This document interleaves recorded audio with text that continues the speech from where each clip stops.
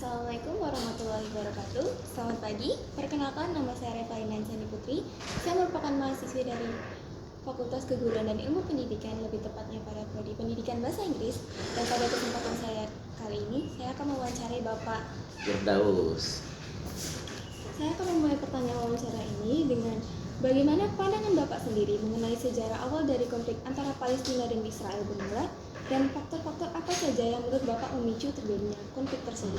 Ya baiklah, sejarah ya awal konflik dan faktor pemicunya pertama kali itu adalah kekalahan Kaisar Ottoman ya, pada Perang Dunia ya, dan melawan Perancis dia. Pada awalnya itu konflik, salah satunya perang ya, dan kedua adalah wilayah ya, yang selanjutnya itu dipicu oleh salah satunya pembagian wilayah dan dideklarasikan oleh PBB. Nah, tiga hal ini. Kalau ada pertanyaan itu apakah ini konflik dari agama ya? Kalau umat Islam itu melihat itu konfliknya dari agama. Di sisi lain kita tidak bisa mengambil kesimpulan dari satu sudut pandang. Kita harus mengambil kesimpulan seorang akademisi ya. Seorang akademisi itu harus berbagai macam sudut pandang ya. Jadi supaya objektif, tidak spesifik ya. Salah satunya adalah konflik Palestina dan Israel itu berawal dari tadi perang ya. Terus pembagian wilayah dan Inggris dan juga memberikan statement bahwasanya dia bahwa wilayah ini wilayah yang harus kita bagi dengan Perancis kan, sehingga di PBB itu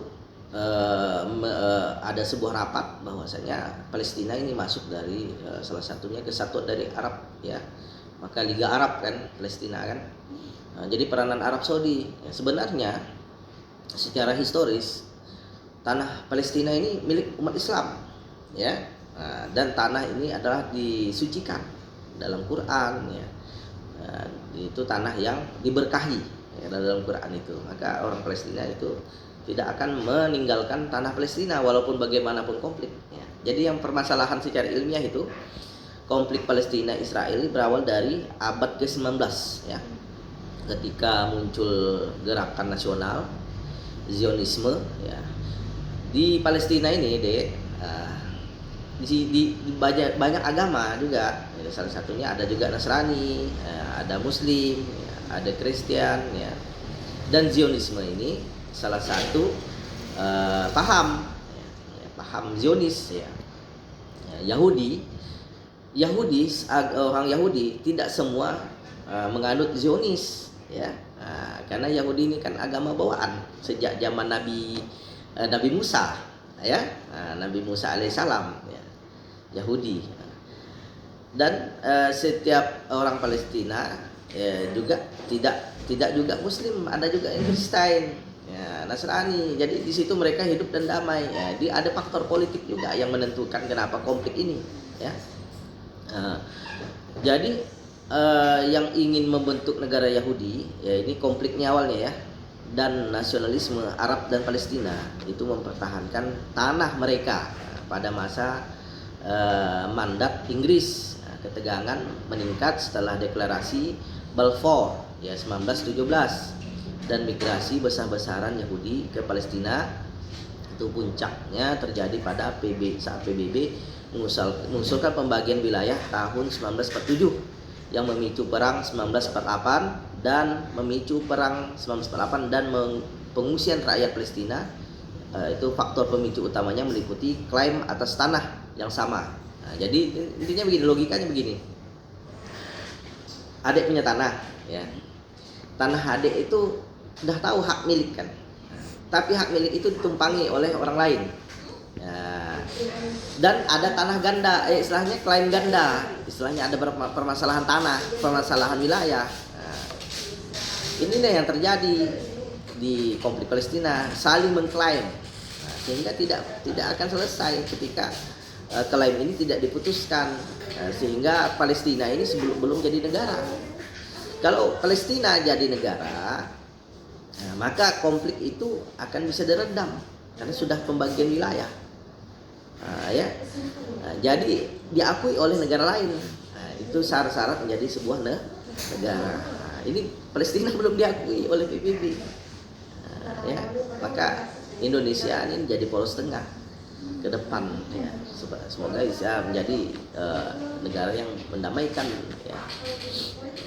Dan tadi tanah, ya. Terus kegagalan Inggris mengatur dua komunitas pembagian wilayah yang tidak diterima semua pihak, ya, pendudukan sejak 1967 serta sengketa Yerusalem. Ya, itu aja, ya. Lanjut ke pertanyaan kedua, yaitu dari faktor-faktor yang Bapak sebutkan tadi, sekiranya apa pemikiran Bapak mengenai mengapa konflik ini berlangsung begitu lama dan sulit terselesaikan? Ya. Jadi pertanyaannya kan sulit diselesaikan. Sulit diselesaikan karena saling mengklaim. Yang kedua, di pihak Palestina juga ada permasalahan internal. Ya. Kan ada dua kubu, Hamas dan Fatah. Hamas dan Fatah ini sama-sama Muslim. Ya, juga ada perpecahan di situ. Ya, ada pendukung Hamas, ada pendukung Fatah di kubu internal Palestina.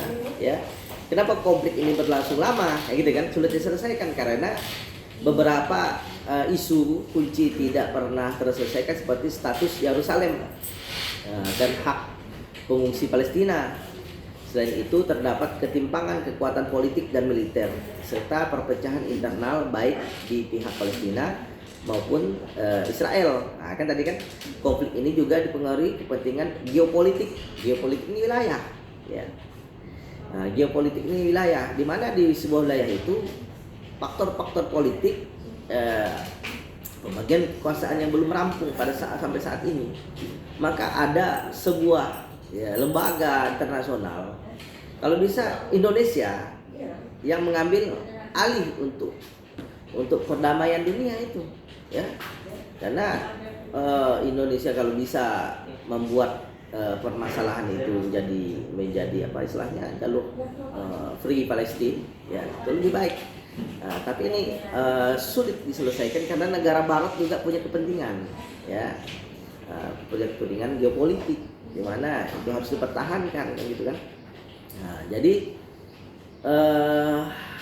jadi konflik ini juga dipengaruhi kepentingan geopolitik internasional sehingga penyelesaian tidak hanya bergantung pada kedua pihak yang bertikai. Semua faktor ini membuat kompromi menjadi sangat sulit tercapainya sampai saat ini. Sulit tercapai karena satu pihak Israel juga ada kepentingan Barat, nah, dan juga di pihak Palestina juga ada kepentingan sebelah timur. Dan juga ada negara non-blok yang tidak mau ikut campur. Seperti itu. Silakan. Ya. Terima kasih penjelasan Bapak yang sangat lengkap dan informatif. Berikutnya saya ingin memberikan pertanyaan terakhir, yaitu apa saja yang bisa dilakukan oleh masyarakat termasuk akademisi dan mahasiswa untuk mendukung perdamaian yang terjadi di Palestina? Ya, baik, pertanyaan yang baik, bagus, ya. Ade merupakan akademisi Universitas Tanjung Pura. Ya. Prodi apa? Pendidikan Bahasa Inggris. Pendidikan Bahasa Inggris. Jadi salah satunya adalah selaku akademisi atau selaku masyarakat awam, ya, dunia, yaitu akademik, dapat berperan melalui pendidikan, edukasi, ya, dan literasi publik agar informasi yang beredar lebih objektif, ya, dan berimbang. Tidak istilahnya sudut pandang, wah permasalahan Palestina ini adalah permasalahan agama. Tidak seperti itu. Ada faktor-faktor lain yang bersifat internal dan eksternal yang menekan supaya itu konflik itu berkepanjangan. Ya, salah satu kepentingan apa? Wilayah, kan? Yang kedua apa? Geopolitik. Ya. Yang ketiga apa? Permasalahan internal di pemerintahan dan organisasi di Palestina dan Yahudi. Kan ada saling kepentingan nih, sehingga tarik ulur. Jadi pihak masyarakat dan mahasiswa Universitas Tanjung Pura dan akademisi lainnya berperan aktif untuk mengkaji ilmiah permasalahan ini dari hubungan internasional, ya, dari politik. Kebetulan saya dosen ilmu politik, ya, Anda boleh datang saja kemari untuk menanyakan hal itu, tidak masalah. Dan itu wajib kami jawab, dan itu merupakan salah satu politik internasional. Supaya tidak salah kaprah atau salah jalur dalam menafsirkan permasalahan.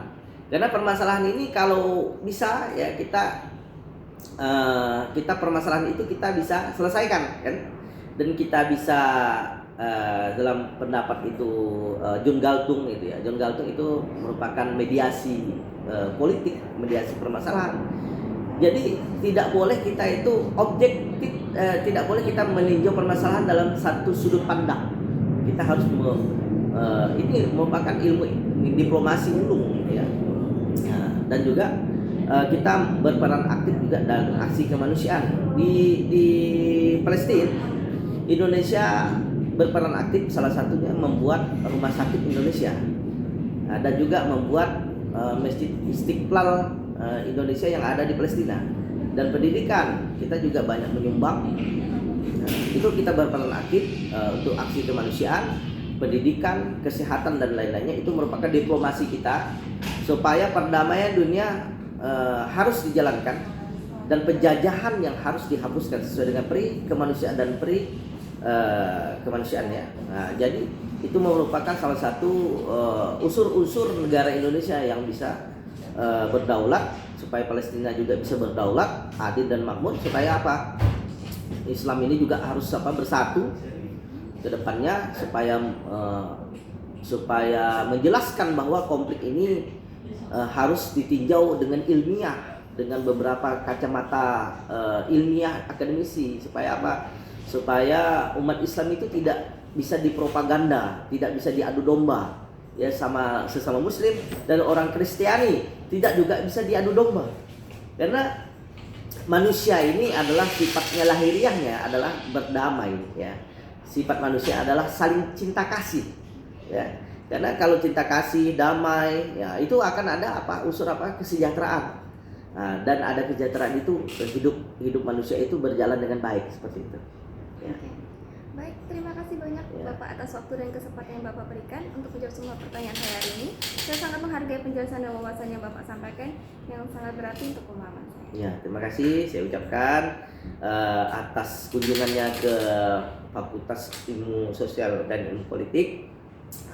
Saya menekankan bahwasanya tugas ini bagus ya, kalau bisa dosennya ya, kalau bisa harus sering-sering ya memberikan tugas mahasiswa untuk mengetahui literasi dunia tentang permasalahan dunia yang luar biasa ini, mengenai perang dan sebagainya itu, apalagi lintas kampus ini ya, luar biasa ya. Saya apresiasi, semoga nilainya A+ ya. Baik, saya akhiri wawancara ini dengan Assalamualaikum warahmatullahi wabarakatuh. Waalaikumsalam warahmatullahi wabarakatuh.